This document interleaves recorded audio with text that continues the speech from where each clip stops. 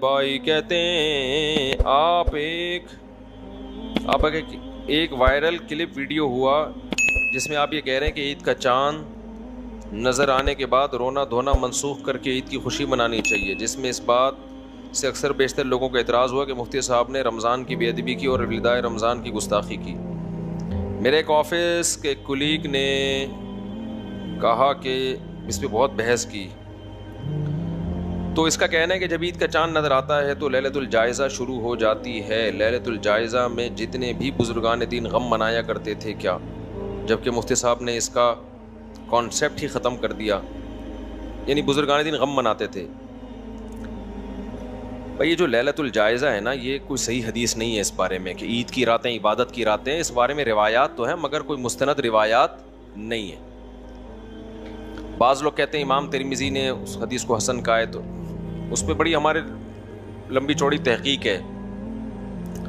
امام ترمذی بعض دفعہ تسامحاً ضعیف حدیث کو بھی حسن کہہ دیتے ہیں، تو امام ترمذی کے حسن یا صحیح کہنے کی بڑی ویلیو ہے، اس میں تو دو رائے نہیں ہے۔ ایسا نہیں کہ امام ترمذی کسی کو صحیح کہہ رہے ہو تو آپ کا ان کا صحیح اعتبار نہیں ہے، لیکن بعض دفعہ وہ دوسرے دلائل سے ثابت ہو جاتا ہے کہ یہ حدیث مضبوط نہیں ہے۔ تو یہ جو عیدین کی راتوں کی عبادت کا مسئلہ ہے نا، عیدین کی راتوں کی عبادت، اس میں اگرچہ بہت سے حضرات اس کے قائل ہیں کہ یہ عبادت کی راتیں ہیں، لیکن صحیح مضبوط بات اگر آپ دیکھنا چاہتے ہیں تو اس بارے میں کوئی مضبوط روایت نہیں۔ اچھا، بعض لوگ کہتے ہیں فضائل میں ضعیف حدیثیں بھی چلتی ہیں۔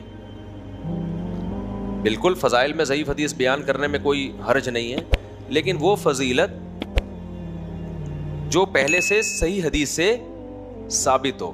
مثال کے طور پر فرض نماز کی فضیلت قرآن سے بھی ثابت اور حدیث سے بھی، تو اب اگر فرض نماز کی فضیلت میں کوئی ضعیف حدیث بھی بیان کر دی جائے تو کوئی حرج نہیں ہے، کیونکہ ایک عمل پہلے سے ثابت ہے۔ لیکن عید کی رات کو عبادت کی رات قرار دینا، یہ صرف اس کا فضائل سے تعلق نہیں بلکہ اس کا مسائل سے تعلق ہے کہ یہ رات عبادت کی ہے یا نہیں ہے۔ یہ ایک شرعی مسئلہ ہے۔ شرعی مسئلے کے ثبوت کے لیے مضبوط حدیث چاہیے۔ ایک بات تو یہ ہو گئی۔ دوسری بات یہ کہ یہ جو عیدین کی راتوں کو عبادت کی رات کہا جاتا ہے نا، تو شریعت کا ایک اور اصول ہے کہ اگر کوئی حدیث کسی متفقن علیہ اصول سے ٹکرا رہی ہے اور وہ اصول بھی قرآن و سنت سے مضبوط دلائل سے ثابت ہے، تو پھر اس حدیث کو قبول کرنے میں اور زیادہ احتیاط سے کام لیا جائے گا، کیونکہ ایک اصول سے ٹکرا رہی ہے۔ اصول کیا ہے کہ رمضان جب ختم ہوتا ہے نا تو اگلے ہی دن کیا شروع ہو جاتا ہے؟ عید کا دن۔ اس دن روزہ رکھنا حرام ہے باقاعدہ، یہ بتانے کے لیے کہ روزے کیا ہو گئے؟ ختم۔ اب آپ اس میں ایک دن ایڈ کرو گے تو یہ زیادتی کر رہے ہو آپ۔ یہی وجہ ہے کہ نبی صلی اللہ علیہ وسلم عید کے دن نماز عید سے پہلے کچھ کھایا کرتے تھے، حالانکہ بقرعید میں نہیں کھاتے تھے۔ تو نماز عید سے پہلے کیوں کھا رہے ہیں؟ یہ بتانے کے لیے کہ آج ہمارا روزہ بولو نہیں۔ افطار کا وقت دیکھ لو نا، افطار تک کھانا حرام، جیسے ہی افطار کا وقت شروع ہو اب فوراً کھانا سنت ہے، اب دیر کرنا مکروہ ہے۔ کیوں بھائی؟ جب اللہ کی طرف سے پابندی، بھائی ریکارڈ کر رہے ہیں کیا؟ ایسا نہ ہو کہ پھر آدھے آ جاتے ہیں نا، پھر ایک تماشا بن جاتا ہے۔ تو اب فوراً جلدی کرنا ہے اس میں، یہ بتانے کے لیے کہ اللہ کی طرف سے پابندی اٹھ گئی۔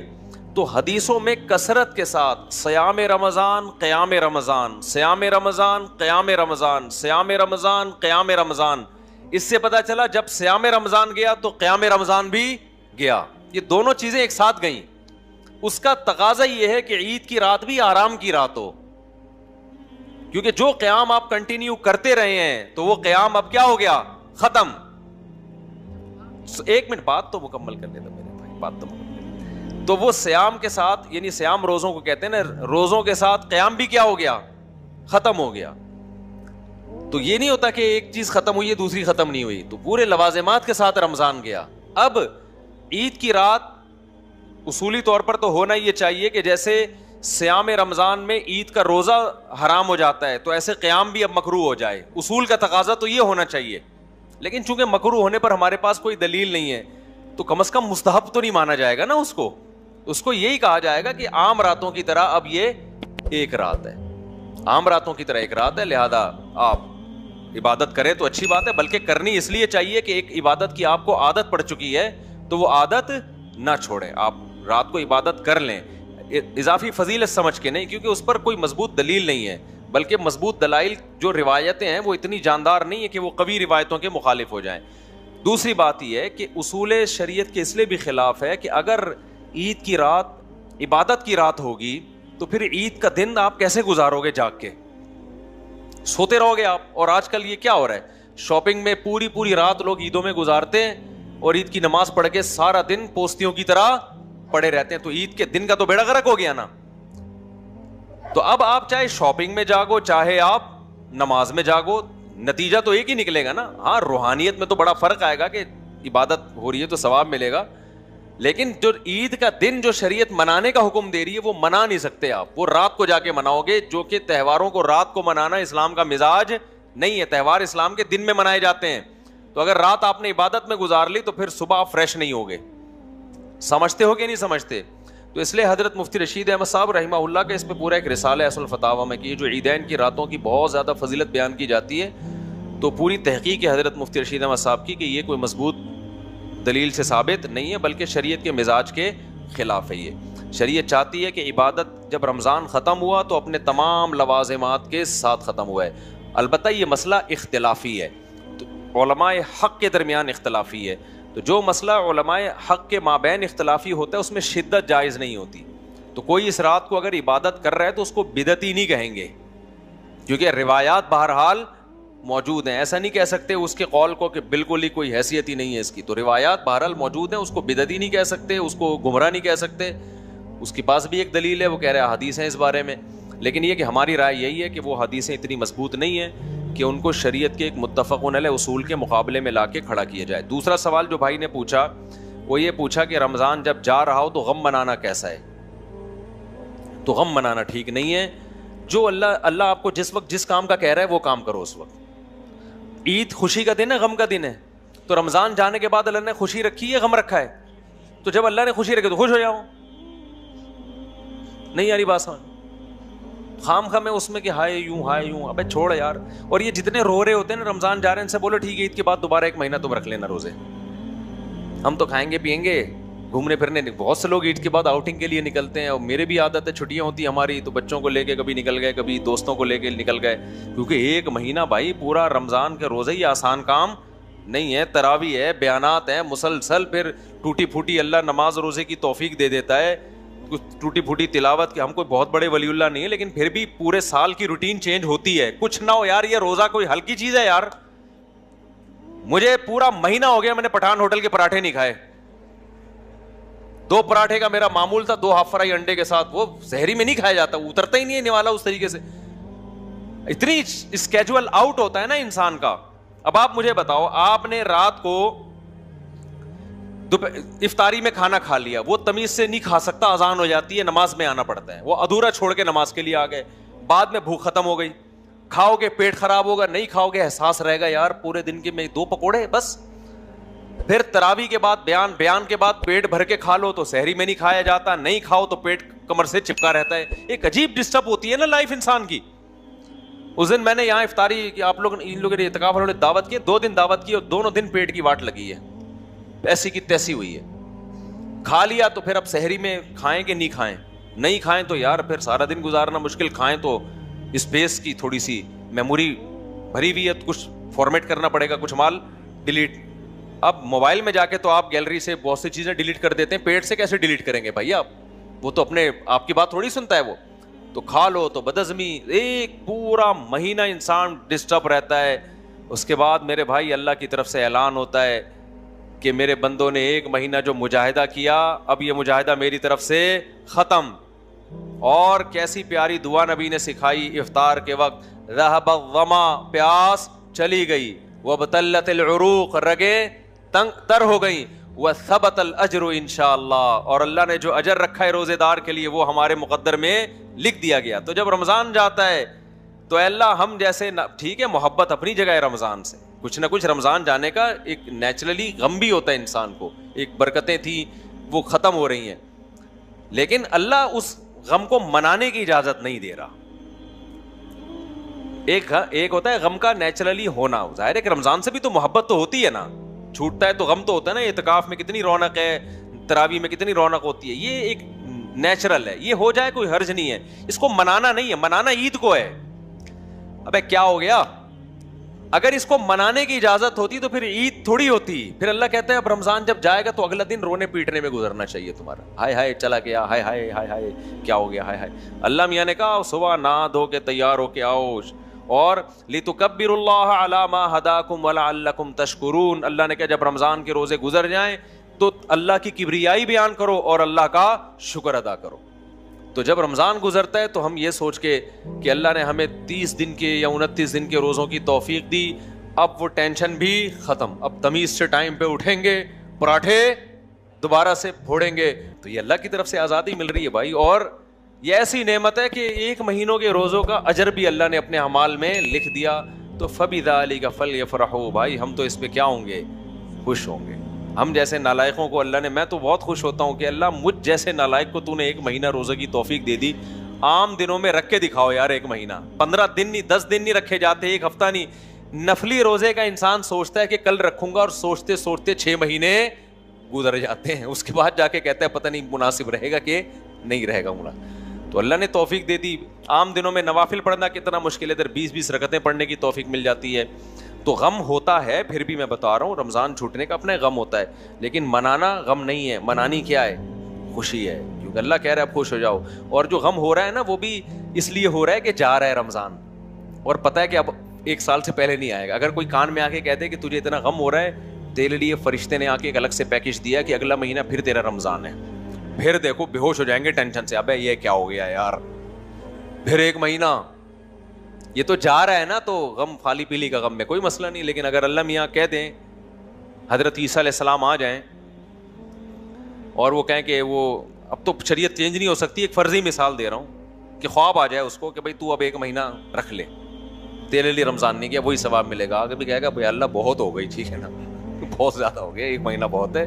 وہ ایک آدمی جو ہے نا بار بار موت کی دعا مانگ, جیسے لوگ مانگ رہے ہوتے ہیں نا ٹینشنوں میں کہ یار اس زندگی سے تو موت ہی بہتر ہے, ٹینشنوں میں ہوتے ہیں نا لوگ, لیکن اگر اس کو موت کے پھندے پہ لے جاؤ پھر دیکھو کیا کرے گا. تو اکثر میں لطیفہ سناتا رہا ہوں کہ ایک آدمی دعا مانگتا تھا, اے اللہ اس زندگی سے تو موت ہی بہتر ہے, موت. ایک دن درخت کے نیچے دعا مانگ رہا تھا, کسی کو شرارت سوجی, درخت کے اوپر چڑھ کے اس نے پھندا بنا کے پھینکا نیچے. نا پھندا نہیں ہوتا, پھانسی کا پھندا. تو یہ دعا مانگ رہا ہے اللہ زندگی سے تو موت ہی بہتر ہے, اوپر سے آہستہ آہستہ پھندا آ رہا ہے نیچے. یہ دیکھ کے حیران ہو گیا, یہ کیا ہے یا اللہ. اوپر سے آواز آئی, اے میرے بندے میں نے تیری دعا سن لی ہے, تو اس میں اپنا سر دے, میں تجھے اوپر اٹھا لوں گا. تو یہ کہتا ہے یا اللہ یہاں تو کوئی مذاق بھی نہیں کر سکتا. تو جتنے رونے پیٹنے کی محفلیں چل رہی ہیں نا رمضان گزرنے پہ, ان کو کان میں آ کے بول دو کہ 1 مہینہ اللہ میاں نے رمضان بڑھا دیا. تو پھر پتہ ہے کیا کہیں گے, اے اللہ ہم تو مذاق کر رہے تھے. ہم کیا کر رہے تھے, ہم تو مذاق کر رہے تھے. اب 1 مہینہ کون دوبارہ سحری میں اٹھے گا بھائی.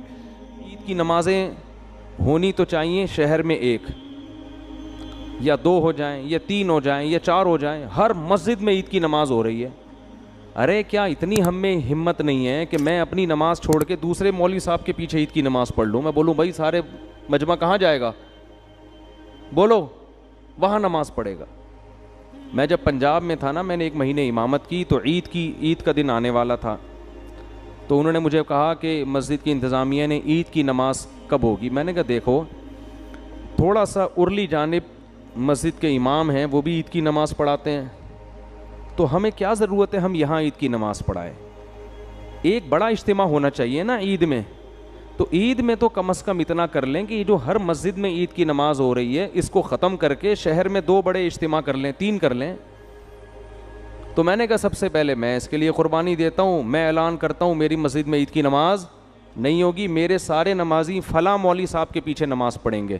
سمجھ میں نہیں آ رہی بات, تاکہ ایسا نہ اس مولوی صاحب کو جب ہم پیغام بھیجیں تو وہ کہیں اچھا میرے والوں کو اپنے پاس لا رہے ہیں. ٹھیک ہے, میں نے کہا ایسا نہیں ہے, ہم اپنے والے کہاں بھیجیں گے, بولو ادھر بھیجیں گے. 1 نماز ہو, بڑا اجتماع ہو. لیکن کمیٹیاں نہیں مانتی. یہاں بھی میں نے شروع میں جب میں آیا تو اس کی کوشش کی کہ ہماری مسجد میں عید کی نماز بولو نہ ہو, بلکہ ہم کہیں تو حبیبیہ میں ہو جائے یا ادھر ہو جائے, ہم بھی وہیں جائیں گے. ایک بڑا اجتماع ہو, ایسی جگہ ہو جہاں کھلا میدان ہو. عید کی نماز تو مسجد میں ویسے ہی مکروہ ہے. نبی ہمیشہ میدان میں عید کی نماز پڑھتے تھے, مسجد میں عید کی نماز عذر سے پڑھی ہے, بارش وغیرہ کے عذر سے, ورنہ نہیں پڑھی. وجہ اس کی یہ ہے کہ عید کی نماز شاعر اسلام میں سے ہے, مسلمانوں کا بڑا دن ہے. تو اللہ کہتے ہیں ایسے کھلے میدان میں بڑے بڑے اجتماع کرو, پوری دنیا دیکھے کہ آج مسلمان کیسے اللہ کا شکر ادا کرتے ہیں, غیر مسلم بھی دیکھیں. اور ہم بند کمروں میں پڑھ رہے ہوتے ہیں. لیکن انتظامیہ کا کہنا یہ ہوتا ہے کہ چندہ نہیں ہوگا. کیا نہیں ہوگا؟ اگر ہم وہاں پڑھیں گے تو یہاں جو چندہ ہوتا تھا وہ بولو نہیں ہوگا. تو میں نہیں پڑھاؤں گا تو کسی دوسرے سے پڑھوا لیں گے. تو جو جب پڑھنی ہے تو پھر ہم ہی پڑھا دیں. کیا خیال ہے بھائی؟ یعنی وہ تو اجتماع تو ہو نہیں رہا نا. تو اتنے ہمارے ظرف چھوٹے ہیں کہ ہم دوسروں کے پیچھے عید کی نماز پڑھنے کے لیے بھی تیار نہیں ہیں. یہ تو ہمارے حالات ہیں یار, کہ بھائی ہم کہیں بھائی جو کھلے میدان ہے وہاں جا کے پڑھیں گے, مسجدوں میں نماز بند کرو اس کو. جہاں میدان ہے, جس مولوی صاحب کے قریب میں کوئی میدان ہو نا, تو اس مولوی صاحب سے کہا جائے آپ پڑھائیں گے, ہم سب وہاں پہنچیں گے. عید کی نماز میں بھی چھوٹے چھوٹے 4 آدمی بھی لے کے لوگ کھڑے ہوئے ہوتے ہیں. ٹھیک ہے نا, 4 آدمی. یہ کوئی عید کی نماز ہے؟ قندھار میں جب ادھر حکومت تھی افغان طالبان کی, تو پورے شہر میں ایک عید کی نماز ہوتی تھی. اور جو علماء گئے ہیں وہ بتاتے ہیں اتنا بڑا اجتماع ہوتا تھا. پھر اوپر سے نا وہ جٹ طیارے بھی گھومتے تھے نماز, وہ اور اسلام کی ایک طاقت اور شوکت کو دکھایا جاتا تھا. اور جو ملک کا سربراہ ہے وہ آ کے عید کی نماز پڑھایا کرتا تھا. یہ ایک شاعر اسلام میں سے ہے. تو اتنے چھوٹے, ہر آدمی اخپل طریقے سے چھوٹے چھوٹے عید کے اجتماع کر رہا ہے کہ میرے نمازی وہاں نہ جائیں. ٹھیک ہے نا, چاروں بلے ان کو میں کھینچ کے رکھوں. اور یہ سارا سیٹ اپ چندوں کی وجہ سے ہوتا ہے. مسجدوں کے مصارف پورے نہیں ہوتے تو یہ حساب کتاب ہوتا ہے. ظاہر ہے چندہ ہوگا, چندہ ورنہ چندہ نہیں ہوتا. بھائی یہ جو عید کی نماز ہے نا, اس کے بارے میں لوگ بہت پوچھ رہے ہیں کہ اگر گورنمنٹ کی طرف سے مسجدوں میں کراؤڈ پر پابندی ہو تو کیا ہم اخپل طریقے سے گھر میں عید کی نماز پڑھ سکتے ہیں؟ گھروں میں عید کی نماز جائز نہیں ہے, نہ جمعہ جائز ہے نہ عید کی نماز جائز ہے. کیونکہ جمعہ اور عید کی نماز کے لیے بیسک شرط جو فقہا بیان کرتے ہیں وہ ہے اذن عام, کھلی اجازت ہو. آپ گھر میں اگر جمعہ پڑھیں دروازہ کھول دیں, سب کو آنے کی اجازت ہے. اور لوگ کہتے ہیں اس کی دلیل کیا ہے؟ بھائی اس کی دلیل یہ کہ جمعہ اور عید یہ شاعر اسلام میں سے ہے, یہ بند کمروں میں نہیں ہوتا. اس سے جمعے اور عید کی ویلیو ختم ہو جاتی ہے. جیسے نبی صلی اللہ علیہ وسلم کے دور میں گاؤں میں کہیں کبھی جمعہ نہیں ہوا. مدینہ کے ارد گرد کے جو گاؤں کے لوگ تھے وہ جمعہ آ کے پڑھتے تھے کہاں؟ مدینہ میں. گاؤں میں نہیں قائم کیا کیونکہ یہ شاعر اسلام میں سے ہے نا. تو اب یہ کیسی اجازت ہے کہ نبی کے دور میں گاؤں کے لوگ شہر میں آ کے پڑھ رہے ہیں اور یہاں شہر کے لوگ اپنے اپنے گھروں میں بند ہو کے پڑھ رہے ہیں؟ تو ہماری رائے یہی ہے, اور حضرت مفتی تقی عثمانی صاحب کا بھی اسی پہ فتویٰ ہے کہ ان لاک ڈاؤن کے حالات میں گھروں میں آپ ظہر پڑھیں گے, جمعے کی نماز نہیں پڑھیں گے, نہ عید کی نماز پڑھیں گے. عید کی نماز وہاں پڑھ سکتے ہیں کہ جہاں پھر لوگوں کو کھلے عام اجازت دے دیں. تو اگر کسی فیکٹری میں یا کسی ایسی جگہ پہ سب کو آپ نے اجازت دے دی بھائی یہاں آئیں, تو وہ پڑھیں, پھر اجازت ہے. تو یہی رائے ہے. اس کے خلاف جو قول ہے ہماری نظر میں وہ ضعیف ہے. بعض لوگوں نے کہا کہ کسی عذر سے اگر لوگوں کو روک دیں تو پھر مجبوری ہے. ابھی ہم جو گھر کا دروازہ بند کر رہے ہیں وہ تو عذر سے. تو بھائی یہ جو فقہا نے کہا ہے نا کہ اذن عام کہ کھلی اجازت ہونی چاہیے, تو کھلی اجازت ختم تو جب ہی ہوگی نا جب کوئی عذر ہوگا. بلا عذر کون لوگوں کو نماز سے روکے گا؟ تو فقہا کا مطلب یہی ہے کہ عذر ہو یا نہ ہو آپ نے لوگوں کو اجازت دینی ہے. یہ جمعے اور عیدین کی شرائط میں سے ہے. تو مسلم ملک کنٹری ہو یا غیر مسلم کنٹری, وہاں پر اس بات کا اہتمام کریں کہ عید کی اگر آپ کو اجازت ملتی ہے تو پھر تو ٹھیک ہے, نہیں ملتی تو گھروں میں پھر عید کی نماز نہیں ہوگی, نہ خطبہ ہوگا. اپنے کوئی نوافل پڑھنا چاہے تو پڑھ سکتا ہے, وہ عید نہیں کہلائے گا. اور کیونکہ ایک شرعی عذر ہے تو وہ اللہ معاف کرنے والا ہے, اور کیا ہے. باقی مسجدوں میں گورنمنٹ نے اگر اجازت دی ہے, بعض لوگ یہ اشکال کرتے ہیں کہ مسجد میں بھی تو ابھی جمعہ جو ہوتا رہا ہے اس میں کھلے عام اجازت نہیں ہے, وہ تو ایک پابندی ہے کہ اتنے لوگ آئیں گے, اس سے زیادہ نہیں آئیں گے. تو کیونکہ گورنمنٹ کا جب کوئی حکم آتا ہے نا تو شریعت پھر یہ کہتی ہے کہ جو اجتہادی اختلافات ہوتے ہیں حکومت کے آرڈر کے آگے وہ منسوخ ہو جاتے ہیں, یعنی منسوخ کی طرح ہو جاتے ہیں. منسوخ تو نہیں کہہ سکتے یہاں پہ, یعنی وہ کالعدم ہوتے ہیں. تو گورنمنٹ نے چونکہ مسجد میں نماز پڑھنے کی اجازت دی ہے, تو اگر اس میں اذن عام نہ بھی ہو تو حکومت کی پرمیشن کی وجہ سے وہ کیا ہو جائے گی, جائز ہو جائے گی. اس پہ تمام فقہاء کا اتفاق ہے کہ اس طرح کی جتنی بھی شرطیں ہوتی ہیں وہ حکومت کے فیصلے کی وجہ سے کیا ہو جاتی ہیں, کالعدم. جیسے چاند کا مسئلہ ہے نا, چاند کا مسئلہ سعودی عرب میں کچھ اور ہے, ہمارے یہاں ان کا سسٹم ہی الگ ہے, ہمارا سسٹم بھی الگ ہے, ہم اس سسٹم کو نہیں مانتے. لیکن سعودی عرب میں جب ہم جائیں گے تو وہاں کی گورنمنٹ ہمارے سسٹم کے حساب سے فیصلہ نہیں کرتی, وہ اخبل طریقے سے کرتی ہے. تو جیسے بھی کرتی ہے لیکن سعودی حکومت میں وہ کیا ہو جائے گا, نافذ, کیونکہ حکم حاکم جو ہے نا شریعت میں اس کی ایک ویلیو ہے, ورنہ ہر آدمی اخبل طریقے سے ہی چلتا رہے گا تو یہ تو تباہی برباد ہو جائے گی نا. تو اس لیے وہاں ہم کہتے ہیں کہ جب گورنمنٹ نے ایک لا پاس کر دیا, فیصلہ کر دیا, تو جب گورنمنٹ کہے گی عید ہے تو عید ہے, جب کہے گی بقرہ عید ہے تو کیا ہے, بقرہ عید ہے. تو یہاں ہماری گورنمنٹ نے کیونکہ ہلال کمیٹی بنائی ہوئی ہے, اس کے اتھارٹی کا حق حاصل ہے, تو وہ جب فیصلہ کرے گی تو کیا ہوگا. ابھی دیکھو نا 4-5 سال پہلے ہم نے بتا دیا تھا کہ 30 روزے مکمل ہوں گے, 5-6 سال پرانی بات ہے, بلکہ اس سے بھی زیادہ.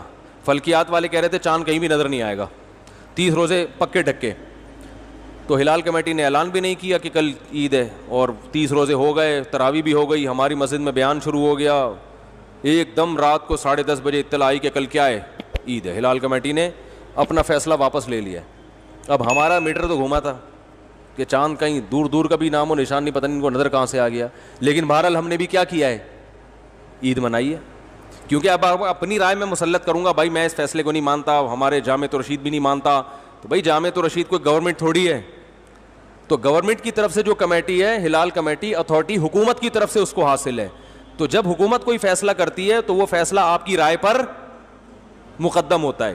ہاں جب تک 100% شریعت کے خلاف نہ چلے. وہ گورنمنٹ اگر یہ فیصلہ کر دے کہ اس دفعہ عید سرے سے ہوگی ہی نہیں ٹھیک ہے نا, رمضان ہی چلتا رہے گا, یا 30 کے بعد 31 روزے بھی ہوں گے, تو یہ 100% کیا ہے, غلط ہے. اس میں اختلاف رائے کی گنجائش ہے ہی نہیں. تو جو ایسا فیصلہ جس میں اختلاف رائے کی کوئی تک بنتا ہی نہیں ہے, گنجائش ہی نہیں ہے, وہاں یا گورنمنٹ شراب کو حلال کر دے, وہ تھوڑی ہوگا. اسی طرح گورنمنٹ نے جو 4 شادیوں پہ پابندی لگائی ہے, تو یہ پابندی شریعت میں کیا ہے, کالعدم ہے. آپ چھپ کے کر سکتے ہو, چھپ کے نکاح کرو, تو یہ بالکل جائز ہے. تو یہ کیونکہ قرآن میں صاف لکھا ہوا ہے, تو یہ اختلافی مسئلہ تھوڑی ہے. وہ الگ بات ہے کہ اس کے بعد اختلافی مسائل ہی شروع ہوں گے 4 شادیاں کرنا اسلام میں بالاتفاق جائز ہے, لیکن یہ ایسا اتفاق ہے کہ جیسے ہی کرو گے اختلافات شروع ہے. بعض اتفاقی مسائل میں اختلافات بہت ہیں. تو خیر, تو اس لیے وہ اذن حاکم کی وجہ سے اس کی مسجد میں اجازت ہے. تو گھروں میں اخبل طریقے سے نہ عید پڑھ سکتے ہیں اور نہ جمعہ. ایک آخری بات یہ کہ اگر کسی عالم کی رائے ہو کہ نہیں پڑھنی چاہیے, تو آپ اس کی رائے کو فالو کریں, مگر پھر تان و تشنیع نہ کریں کہ کلپ بنا کے ادھر میرا کلپ لگا دیا, ادھر دوسرے مولانا صاحب کی یہ کچھ اور کہہ رہے ہیں, وہ کچھ اور کہہ رہے ہیں. اس سے پھڈے بازی کے علاوہ کچھ بھی حاصل نہیں ہوتا. بھائی ہمارے یہ دلائل ہیں, اور مفتی اعظم حضرت مفتی تقی عثمانی صاحب وہ بہت بڑے محقق ہیں, ان کی بھی یہ رائے ہے. تو دلائل کے ان کی تو ایک اور بھی دلیل انہوں نے دی ہے کہ اگر اس طرح سے لوگوں کو جمعے کی اور عید کی اجازت دے دی جائے تو جمعہ اور عید کی ویلیو لوگوں کی نظر میں ختم. آئندہ جب کراؤڈ پہ پابندی جب ہٹے گی نا, تو بھی جس کو جمعہ لیٹ ہو رہا ہوگا وہ بیگم کو کہے گا, بیگم اپنے ماموں کو بلا لو, چچا کو بلا لو, ادھر ہی جمعہ پڑھ لیتے ہیں. اس کا یعنی سیاسی نقصان بھی ہے, سمجھ رہے ہیں نا. جمعہ پڑھنے میں ذرا تاخیر ہو رہی ہے تو چلو یار ادھر 2-4 بچوں کو کھڑا کیا, خطبہ یاد کرنا کون سا مشکل ہے, دیکھ کے پڑھ لیں گے خطبہ. تو جمعے کی ویلیو بھی ختم ہو جائے گی اس سے, جو جمعے کا ایک بنیادی مقصد ہے کہ کراؤڈ ہو. ویسے ہی 1.5 اینٹ کی مسجدیں ہمارے ہاں ہول سیل کے حساب سے بن رہی ہیں. تو جب اس طرح ہر گھر میں شروع ہو جائے گا تو وہ بھی ہوگا کہ یار آج تھوڑا لیٹ ہو گئے. شروع میں تو یہ ہوگا کہ آج تھوڑا لیٹ ہو گئے تو ہم گھر میں ہی پڑھ لیں گے.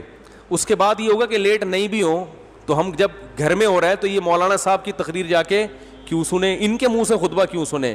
ویسے بھی مولانا صاحب سے مسجد میں نمازیوں کو اختلافات تو ہوتے ہیں نا, ابھی تو مجبور ہیں کہ یار جیسے مرضی ہیں جمعہ پڑھنا ہے, جا کے کیا کریں, بعد میں جا کے جو مرضی کر لیں. لیکن جب ذرا سے اختلاف ہوں گے, مولانا صاحب ہر جمعے میں 4 شادیوں پہ بات کرتے ہیں, لہذا ہم اپنا جمعہ الگ پڑھائیں گے, تو یہ شروع ہو جائے گا حساب کتاب ٹھیک ہے نا. ذرا سے اختلاف پہ ابھی پابندی ہے بھائی, نہیں ہو سکتا, جس نے آنا ہے مسجد آئے, نہیں تو بس ختم. تو یہ مفتی تقی عثمانی صاحب دامت برکاتہم کی رائے یہ ہے کہ یہ سیاستاً بھی کیا ہے, نقصان دہ ہے. لیکن پھر بھی اگر کسی عالم کی رائے ہے, وہ مصر ہیں کہ نہیں گھر میں, تو کوئی ان عالم کو فالو کرتا ہے تو ٹھیک ہے.